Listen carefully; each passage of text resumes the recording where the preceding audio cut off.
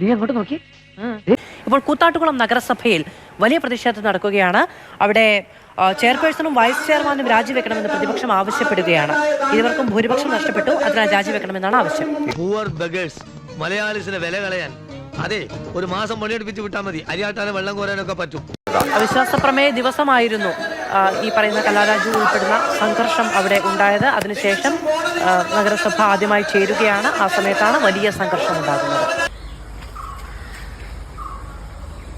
എന്തൊക്കെയാണ് ഈ കൊച്ചു കേരളത്തിൽ സംഭവിക്കുന്ന എന്തൊക്കെ കാര്യങ്ങളാണ്?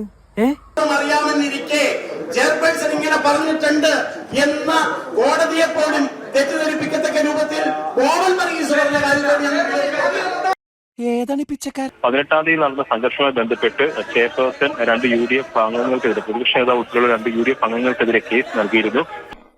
എന്റെ ഭഗവാനെ, എന്താ ഇതിന്റെയൊക്കെ അർത്ഥം? ഈ കേസുമായി ബന്ധപ്പെട്ട് ചെയർപേഴ്സൺ നൽകിയ മൊഴിയെക്കുറിച്ചാണ് ഇപ്പോൾ ഒരു പരാമർശം ബോബൻ വർഗീസിന്റെ ഭാഗത്തുനിന്ന് ഉണ്ടായത്. അത് മോശം പരാമർശമാണെന്നാണ് ഇപ്പോൾ ഭരണപക്ഷം ആരോപിക്കുന്നത്. ഈ വിഷയത്തിലാണ് ഇപ്പോൾ നഗരസഭയിൽ ചർച്ച നടന്നുകൊണ്ടിരിക്കുന്നത്.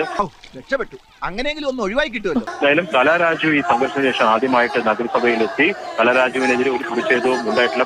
പോലീസ് സംരക്ഷണം കലാരാജുവിന് നൽകിയിട്ടുണ്ട്.